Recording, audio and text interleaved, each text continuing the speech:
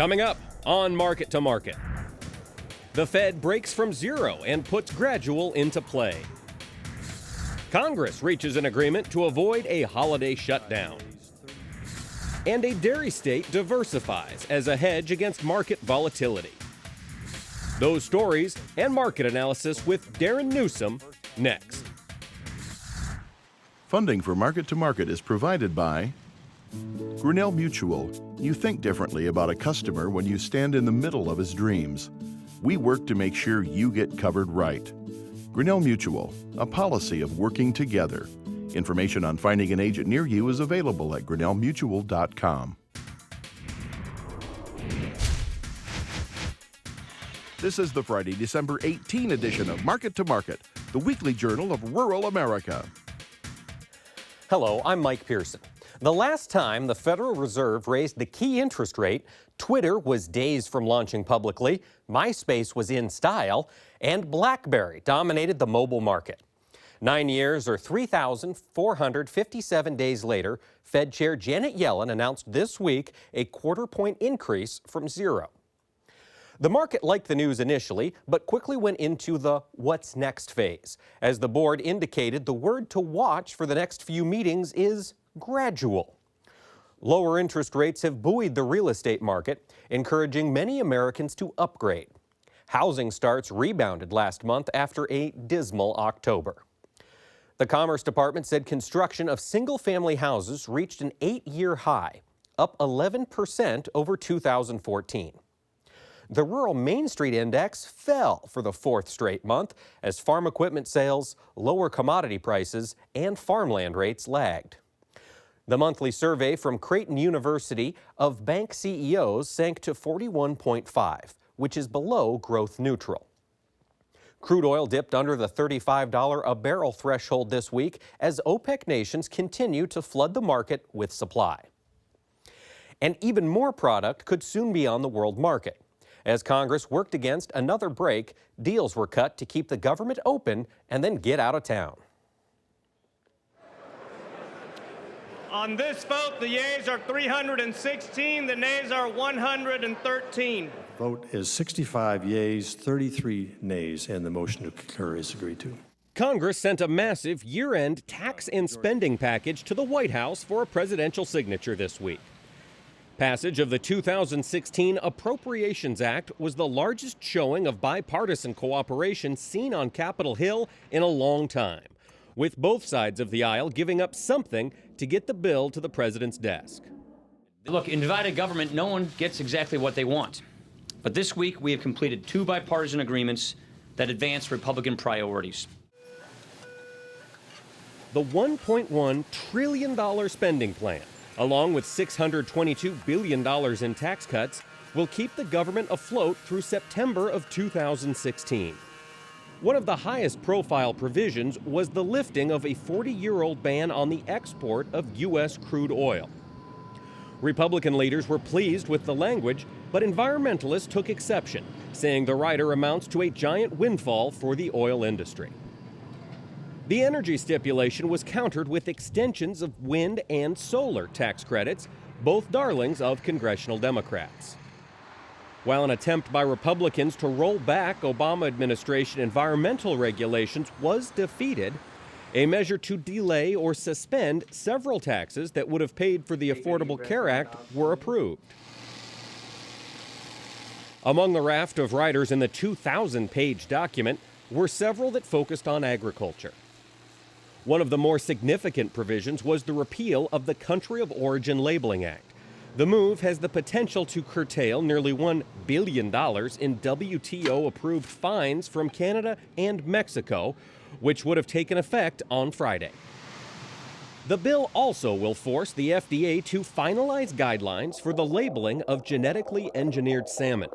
The push came after several lawmakers expressed the belief they were blindsided by approval of the genetically engineered fish for human consumption. Republicans performed a blocking maneuver on a controversial update to USDA dietary guidelines by limiting new rhetoric to information about nutrition that is based solely on significant scientific agreement. And a GOP-backed rider making it through the sieve will protect food manufacturers from trans fat lawsuits, with language stating hydrogenated oils are considered safe until the FDA begins phasing them out in mid-2018. The immediate consideration of HR. The omnibus legislation moved rapidly through Congress and headed to the president's desk as members of Congress left for a 2-week holiday break. One thing not included in the spending bill were clarifications on a federal labeling plan for genetically modified organisms, specifically a provision to trump a Vermont bill set to go into effect in 2016. Should it survive legal challenges at home, the Green Mountain State's legislation will require labels indicating if processed or raw food sold in Vermont was produced through genetic engineering. Vermont does use some GMO grains to feed the state's dairy herd, its top agricultural industry. But high-end raw milk goods have come under federal scrutiny in recent weeks as dairy producers continue to deal with market volatility. Josh Bittner explains. We know that after record highs come record lows, and we try to plan for it. We didn't go wild spending money last year, because we had it. Last year was nice, but we just can't plan on that.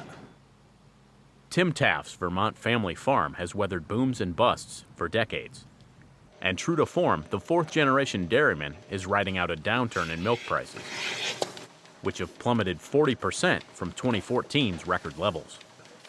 We can't store our milk and hang on to it for a better price, so that does make it quite volatile. For those faced with diminishing returns, there is insurance in the form of the Margin Protection Program, a provision of the 2014 Farm Bill. Payouts trigger when the difference between nationwide milk prices and feed costs drop below producer-specified dollar amounts. Taft admits the strategy he bought into can be risky. Grain here is quite a bit more expensive than it would be in the Midwest. They're going to make the margin greater when ours might be tighter.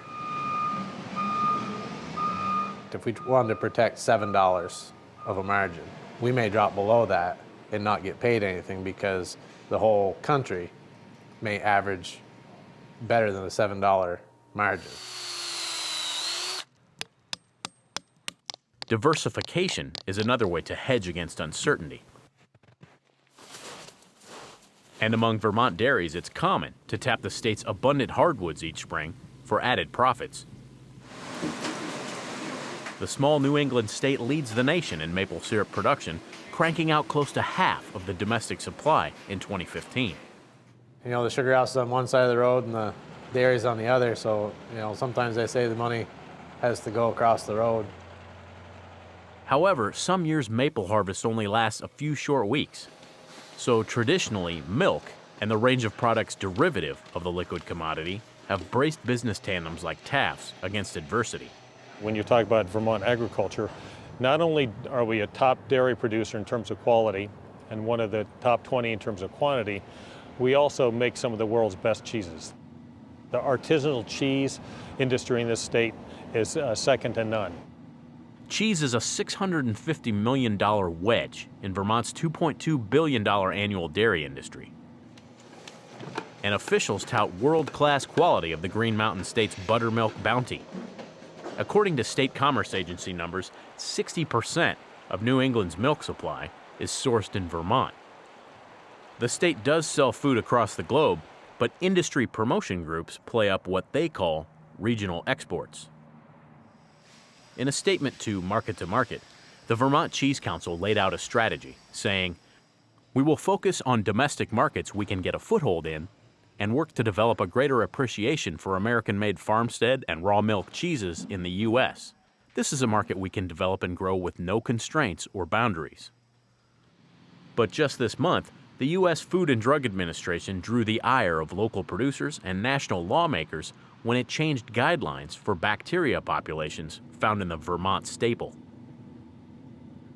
Representative Peter Welch and Senators Patrick Leahy and Bernie Sanders sent a letter to the FDA, protesting the decrease in acceptable levels of non-toxigenic E. coli in raw milk cheeses from 10,000 mpn, or most probable number of microorganisms, to just 10 mpn per gram. Claiming the added stringency is inconsistent with internationally recognized cheese standards and unnecessary because the strain of E. coli mentioned is typically not harmful to people, the three congressional leaders wrote, "Cheese production is an important and growing component of our nation's value-added economy. It is an economic driver in rural areas across the country, producing good jobs, internationally recognized brands, and award-winning cheeses." Without high-quality milk, you don't have high-quality cheese. There's a lot of care that goes into producing cheese milk. Cheese milk and fluid milk are quite different. We work to produce a clean raw milk that we do pasteurize for some of our cheeses, and we certainly pay for it. Good, handmade, hand-grown food in general deserves a higher price tag. Greensboro-based Jasper Hill Farm, a celebrated area cheesemaker, released a statement on the new FDA policy as well, saying, "Every industry needs good regulation in order to thrive. As a cheese-making community, we are not asking for less regulation, we are asking for good regulation that is developed transparently and based on solid science." Situated in the pristine Northeast Kingdom, a region nestled between the Green Mountains, Canada, and the Upper Connecticut River, Jasper Hill produces cheese, aged in bunker-style cellars on site, along with product from competitors. Quality manager Adam Smith finds such partnerships benefit much more than just the bottom line. What's awesome about Vermont is a community of cheesemakers. There's a lot of support, there's a lot of exchange of ideas. While milk-to-cheese conversion generally takes just a day, fermentation is the X factor. Some cheeses age for 2 weeks before being sent to high-end counters and supermarkets across the country. Other varieties can take up to 14 months for internal chemical changes to steadily improve texture, taste, and return on investment. And while the margin between risk and reward remains difficult to predict, Vermont's agricultural advocates are confident the cream will rise to the top. Since 2009 to 2013, we've added over 4,000 jobs in the farm and food sector alone. That's real growth in a small state like this. Our dairy producers are providing great raw product, and our cheese producers are just killing it when it comes to all kinds of different kinds of cheese that are being sold not only here in Vermont, but quite frankly, worldwide. For Market to Market, I'm Josh Bittner. Next, the Market to Market report. A stronger U.S. dollar coupled with changing economic conditions in Argentina provided bearish news for commodities. For the week, March wheat fell 4 cents and the nearby corn contract declined a penny. Drier forecasts in an already parched Brazil helped push the January soybean contract 22 cents higher. January meal went along for the ride, rising $7.30 per ton. In the softs, March cotton gave up 2 cents per hundredweight. Over in the dairy parlor, January Class 3 milk futures dropped 14 cents. The repeal of Cool helped hold off an even worse week in the livestock sector as the February cattle contract declined 72 cents, January feeders fell 3.38, and the February lean hog contract gave up 3.92. In the currency markets, the U.S. dollar index strengthened, gaining 1.1%. January crude finished below $35, dropping 89 cents per barrel. COMEX gold shed $10.70 per ounce, and the Goldman Sachs Commodity Index lost 7 points to settle at 306.85. Here now to lend us his insight on these and other trends is one of our regular market analysts, Darin Newsom. Darin, welcome back. Thank you, Mike. We're glad to have you, and you're a writer. You're a writer of some renown, Darin Newsom. You've got a way with words. We've got a question here right off the bat from one of our followers on Twitter. You can all follow us on Twitter at Market to Market. Please look us up.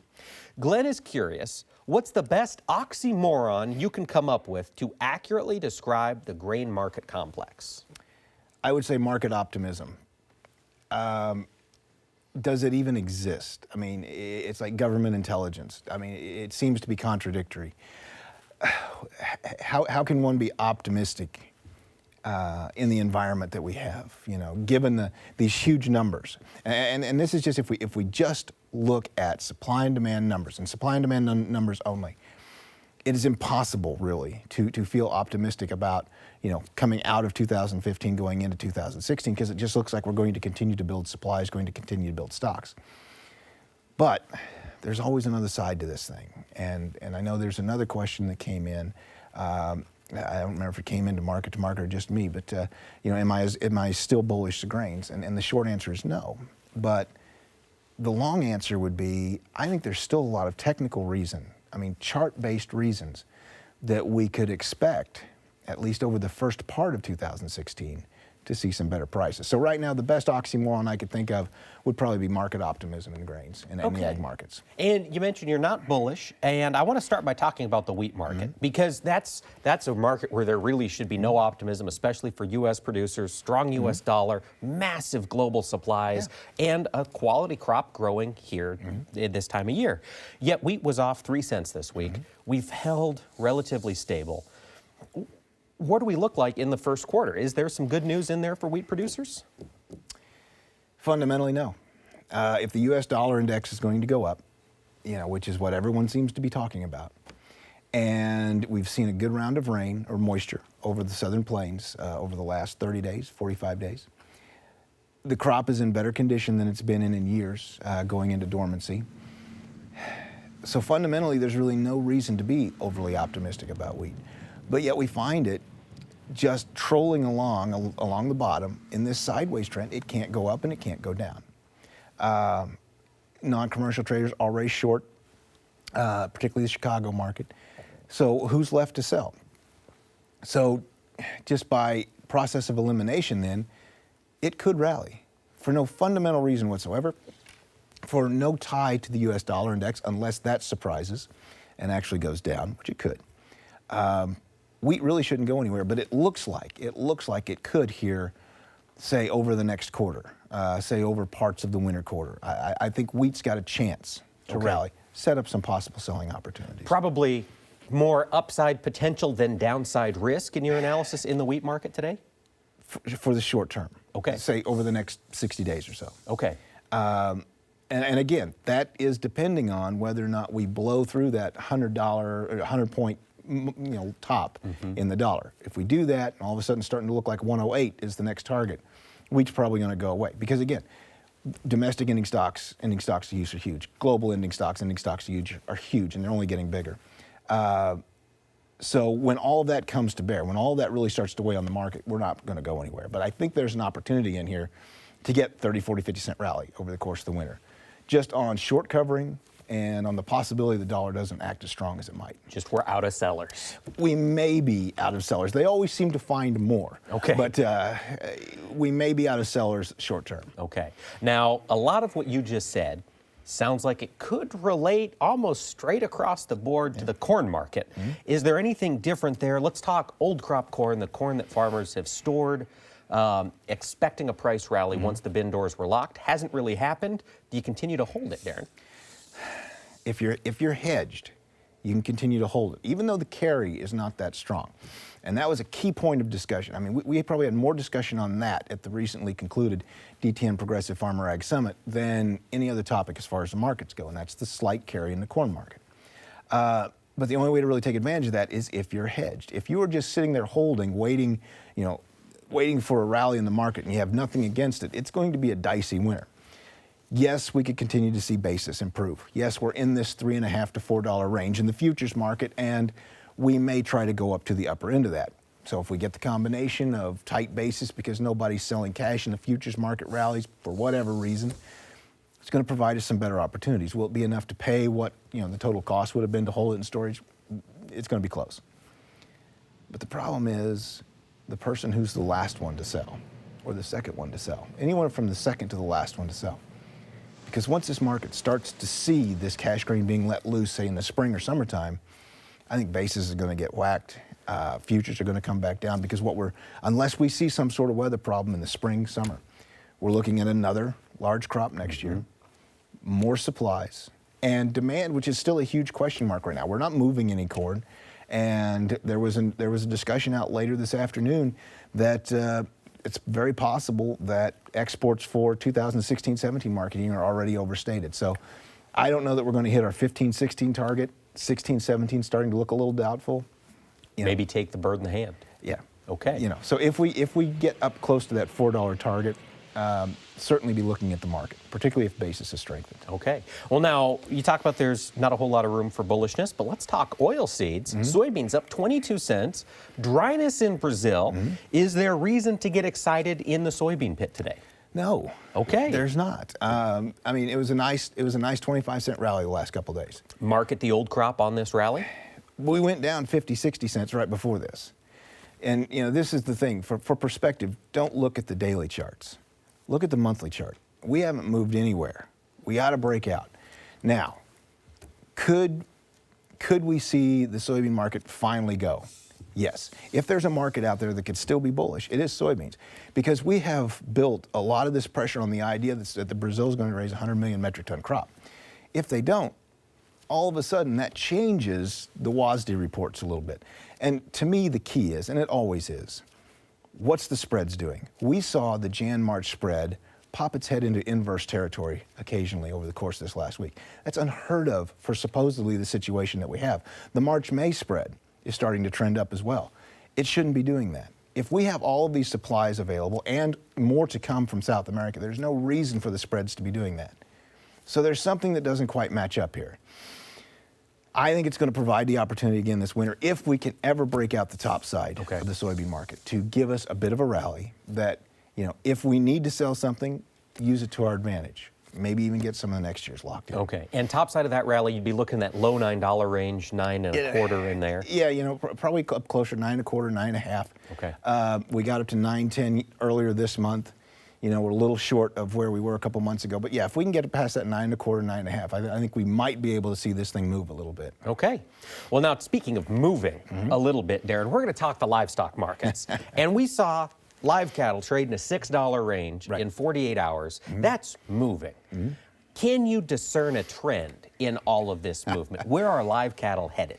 Okay, again, that's just the new normal in the cattle markets. Limit down one day, limit up the next. And we can do this day in and day out. It's just the nature of the beast. And again, it shows that we have removed ourselves from the fundamentals. We've removed ourselves from the cash market. What used to be the key driver to livestock really plays a very small role anymore. I mean, the markets have lost all contact with their cash background. Now, is there any trend that we can pull away from this? Yes. Do not look at the dailies. Okay. Number one. Weeklies, really can toss those out as well. If we look at the long-term monthly charts, we still find ourselves in these downtrends. We went to new lows again this month, but in both cases, we tested key support in the feeder cattle and in the live cattle market. What we need to do now is start to hold in these areas and say the 138 to 146 range. I think we got down to like 143 in the feeder cattle market, about 126.5 in the Feb Live. I believe we got down to 124, 125, something like that this week. So if we can hold these areas and start to just stabilize for a couple weeks, and stabilize means, maybe not see every day moving limit the opposite direction. Okay. We might be able to start to finally turn these markets back around. Today's or Friday's cattle on feed report enough to stabilize it, in your opinion? Well, this is going to be very short term because, yeah, the numbers were smaller. I mean, we had smaller than expected on feed. We had smaller than expected coming into the feed yards placements. Had large marketings in November, but we've had beautiful weather. What's been the push to put these cattle into the feed yards? So let's say we start to get some winter weather here in December. Well, probably not. We're almost through December, but in January and February, maybe those numbers start to come up again.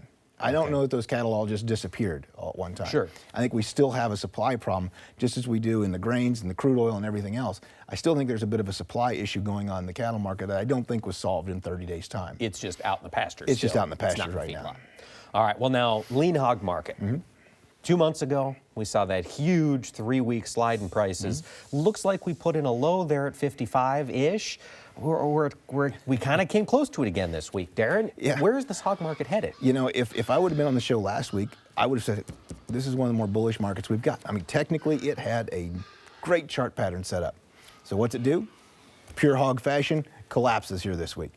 We are testing the lows that we saw a couple months ago. If we can hold that, then market may start to build some support again. But the problem is we basically finished just a little bit off the weekly lows. It would not surprise me to see some pressure coming in early next week again. So I'm not convinced that this market, even though on its long-term chart it is trying to show it's getting ready to turn, but I'm not convinced that short-term we've done all the selling that we're going to see. I think we could see some more pressure short term in the market. Long-term monthly chart is what I'm really paying attention to, though, in the fact that that one's getting close to building a base, building a low in here. Now, as you look out a little bit longer term in this hog market, if we do hold or see a little bit of pressure and then we begin to rally, where does the monthly show you we should be shooting for? Are we going to get back to that mid-70s range we saw before the slide? It's a long way up there, possibly mid-70s, but it's going to take a lot of work to get there. We're going to have to find some reason for people to want to buy the hog market rather than just stabilize it. Is it going to be an investment opportunity? I don't know that the supply and demand situation is going to tighten up enough to draw a lot of investment money in. Is demand going to continue to increase? I don't know that either. Okay. So, the target is quite high once we do turn because we had such a sharp sell-off. Finding the buyers to actually make that happen, I don't know that they're there right now. Okay. Now, you talked earlier on this program about the dollar. We saw a little bit of an increase. Fed has raised the rate. What are you watching? What should producers be watching for dollar headlines here? The dollar headlines right now, I think it's going to continue to be, how are the other commodities doing? How's gold doing? How's crude oil doing? We built so much into this dollar rally over the last 2 or 3 years that we were going to increase rates. Well, we finally saw the increased rates, and the Federal Reserve indicated that we're going to continue to see gradual rate increases. Will it be enough to blow out that double top up around 100.5? If it is, we go ahead and extend the rally. If not, we just sit in this range for a while. All right. Well, thank you so much, Darin. All right. That wraps up this edition of Market to Market, but Darin and I will continue our discussion and answer some of your questions in the Market Plus segment available on our website. We also encourage you to check out the links to our Flipboard, Instagram, and other social media channels available on our website. And join us again next time when we'll look at a program helping refugees connect to their new country via the land. So until then, thanks for watching. I'm Mike Pearson. Have a great week.